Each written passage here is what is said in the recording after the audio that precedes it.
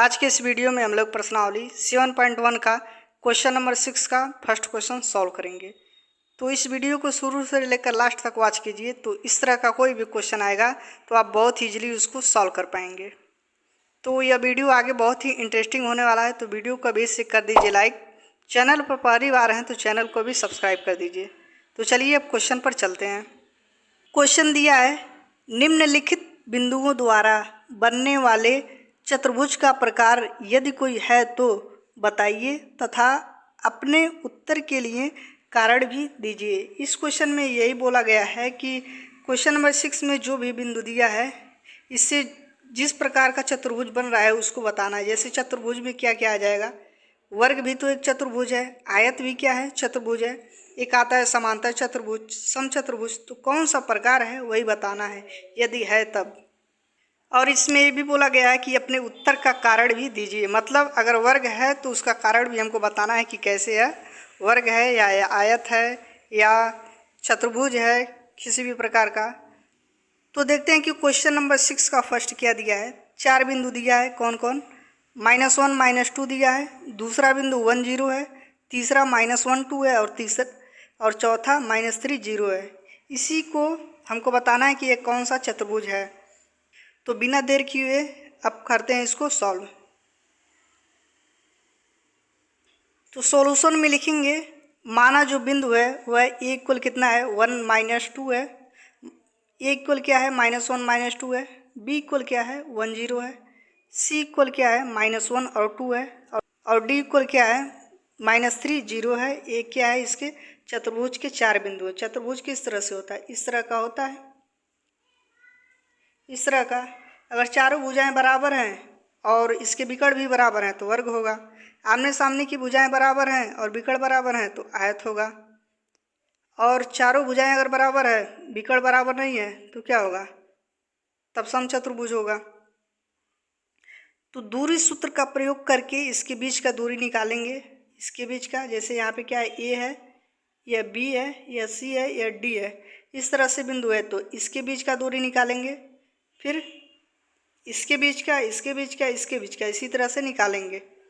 तो चलिए अब दूरी सूत्र का प्रयोग करेंगे। दूरी सूत्र का प्रयोग क्या होता है, दो बिंदुओं के बीच की दूरी निकालने के लिए फार्मूला क्या होता है, अंडर रूट में x2 - x1 का whole square plus y2 - y1 का होल स्क्वायर, इसी पे वैल्यू को रखेंगे। तो हमको निकालना है किसके बीच की दूरी, ए बी का।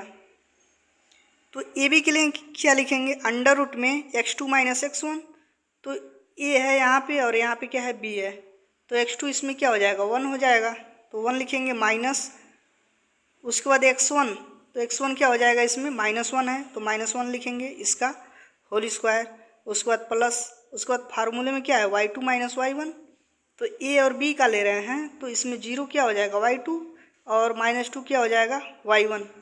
तो लिखेंगे 0 माइनस y1 का मान क्या है -2 का होल स्क्वायर हो जाएगा। अब 1 है और माइनस माइनस का इसमें गुणा होगा तो क्या हो जाएगा +1 हो जाएगा, 1 + 1 का होल स्क्वायर प्लस 0 है यहाँ पे और माइनस माइनस क्या होगा प्लस, तो 2 का स्क्वायर हो जाएगा। अब आगे लिखेंगे ए बी इक्वल 1 और 1 ऐड करेंगे इसको तो कितना होगा 2, तो 2 का स्क्वायर और प्लस 2 का स्क्वायर, तो 2 का स्क्वायर कितना होगा 4 और 2 का स्क्वायर कितना होगा 4, तो 4 और 4 को ऐड करेंगे तो कितना आ जाएगा 8 आ जाएगा। तो ए बी का, इसके बीच का दूरी निकल जाएगा। तो उसी को अब लिखेंगे यहाँ पे लिखेंगे अब अंडर रूट 8 हो जाएगा, 4 4 जोड़े हैं तो 8 को क्या लिख सकते हैं, 8 का गुणनखंड निकालेंगे तो 8 किससे किससे कटेगा, 2 से कटेगा तो कितना होगा 2 से काटेंगे तो 2 चौके 8, फिर 2 से काटेंगे तो कितना होगा 2 दूना 4, फिर 2 से काटेंगे 2 एक कम 2। तो इसमें क्या बनाते हैं, जोड़ा बनाते हैं। तो 2 का एक जोड़ा बना तो इसको क्या करेंगे, 2 2 बार है तो एक ही बार बाहर निकालेंगे अंडर रूट से, तो 2 बाहर हो जाएगा और 2 अकेला है तो इसको अंडर रूट में रहने देंगे। तो ए बी का मान क्या हो जाएगा 2 अंडर रूट 2 मात्रक। ए बी के बीच की जो दूरी हो गई वह 2 अंडर रूट 2 मात्रक आ गया। अब किसका निकालेंगे हम लोग, बी सी का। यहाँ पे जो बनाए थे चतुर्भुज इस तरह से था, तो ए बी था, उसके बाद सी डी था इस तरह से। तो अब बी सी के बीच का दूरी निकालेंगे, इसके बीच का। तो इसके बीच का दूरी निकालेंगे कैसे? ए का निर्देशांक कितना था यहाँ पे अभी बताए हैं यहाँ पे। अब हमको निकालना है BC का। BC के बीच का दूरी तो B का 10 है और D का और C का -12 है। तो इसी में रखेंगे, यही वाला वैल्यू लेंगे, इसको -12 को और 10 को, तो इसमें रखेंगे यहाँ पे BC में। तो क्या हो जाएगा? BC इक्वल क्या हो जाएगा?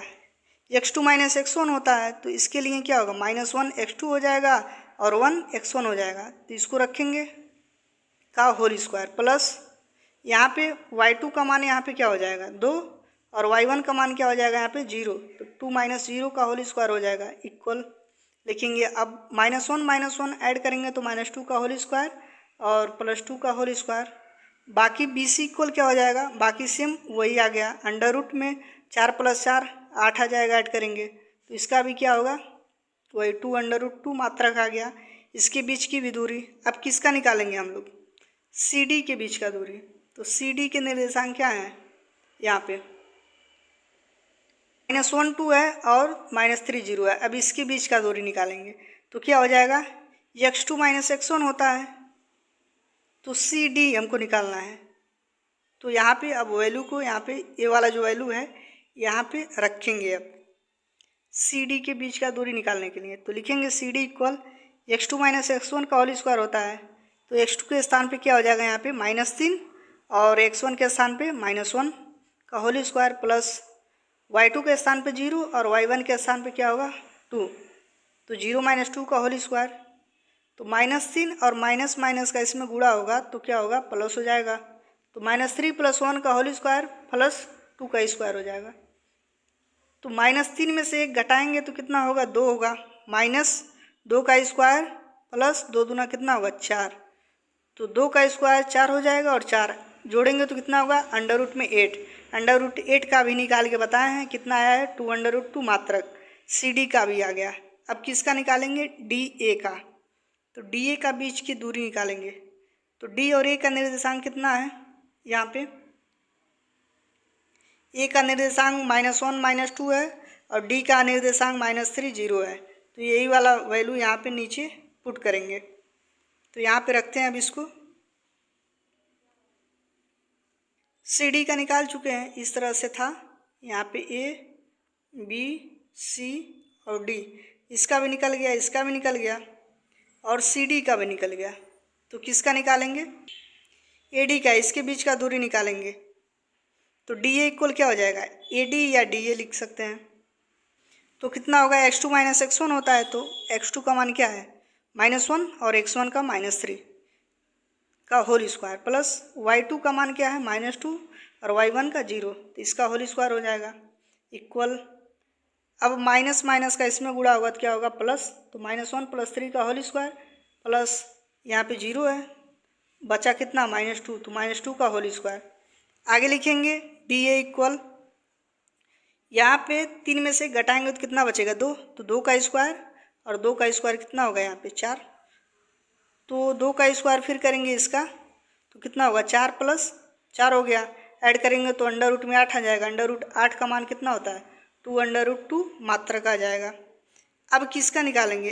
अब देख रहे हैं यहाँ पे इसका भी मान क्या है? बराबर है। CD का भी मान क्या है? 2 √2 बराबर है। इसी तरह से इसका भी मान बराबर है, इसका भी मान बराबर है। चारों भुजाएं बराबर हो गई। तो या तो यह क्या होगा? समचतुर्भुज होगा या वर्ग होगा। तो अगर विकर्ण इसका बराबर हो गया तो कहेंगे क्या है? वर्ग है। तो अब इसका विकर्ण निकालेंगे। विकर्ण कैसे निकलेगा? इस तरह से था, A B C और D था, तो A वाला भी निकल गया, इसके बीच का दूरी निकल गया, इसके बीच का, इसके बीच का। अब निकालेंगे इसका इस तरह से विकर्ण। विकर्ण इसके 2 हैं तो AC हमको निकालना है। AC निकालेंगे, फिर उसके बाद क्या निकालेंगे? इसको D और B को AC का मान निकालेंगे और DB का मान निकालेंगे। तो AC का मान निकालने के लिए क्या करेंगे?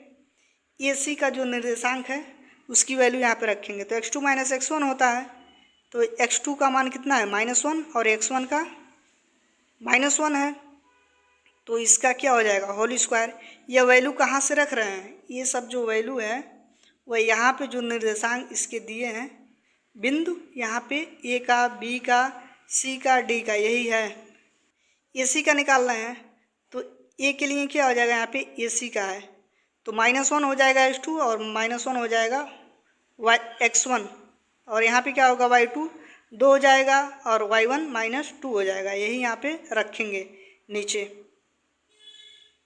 तो यहाँ पे रखेंगे, यहाँ पे रख दिए ये वाला वैल्यू।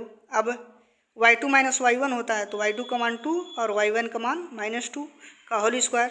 आगे सॉल्व करेंगे तो ए सी का मान क्या हो जाएगा, माइनस माइनस प्लस हो जाएगा, यहाँ पे -1 + 1 ये तो कैंसिल होकर 0 हो जाएगा, बचा कितना माइनस माइनस प्लस हो जाएगा 2, तो अंडर रूट में क्या होगा 2 + 2 का होल स्क्वायर, तो 2 और 2 ऐड करेंगे तो कितना होगा 4, तो 4 का स्क्वायर वर्गमूल इसका क्या होगा, 4 का स्क्वायर मतलब 16 का वर्गमूल क्या होगा 4, तो ए सी का मान आ गया 4 मात्रक। यह क्या है विकर्ण है। अब किसका निकालेंगे विकर्ण, बी डी का, तो आगे उसको हम निकालेंगे। बी डी के लिए क्या लिखेंगे, x2 - x1 इसमें भी लिखेंगे इसका होल स्क्वायर, तो -3 - 1 का होल स्क्वायर हो जाएगा, प्लस y2 - y1 होता है तो दोनों क्या था 0 था बिंदु, y2 का भी और y1 का, तो इसका स्क्वायर, तो -3 और 1 क्या होगा -4 का स्क्वायर हो जाएगा, तो 4 का स्क्वायर -4 का स्क्वायर क्या होगा माइनस माइनस प्लस हो जाएगा, 4 का स्क्वायर क्या होगा 16। अब 16 का वर्गमूल क्या होगा 4 होगा, 16 का क्या लिख सकते हैं 4 × 4, तो 4 का जोड़ा बनाएंगे तो बाहर निकल जाएगा, तो बी डी का मान आ गया 4 मात्रक।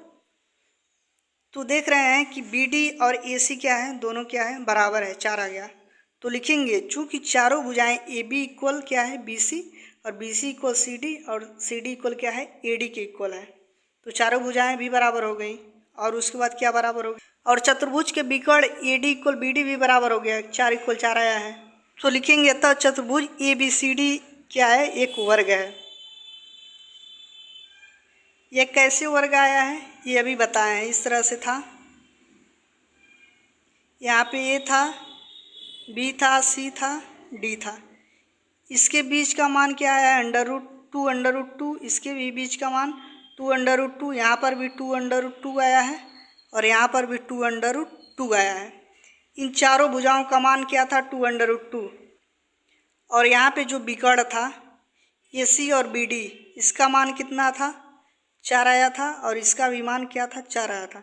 विकर्ण भी सेम हो गया और भुजाएं भी क्या हो गई बराबर हो गई, विकर्ण आपस में बराबर हैं भुजाएं भी, तो इस तरह से यह जो चतुर्भुज है वह कहेंगे क्या है एक वर्ग है। तो इस तरह से बहुत ही आसान तरीके से इस क्वेश्चन को हम लोग सॉल्व कर सकते हैं। Thanks for watching this video, मिलते हैं नेक्स्ट वीडियो में।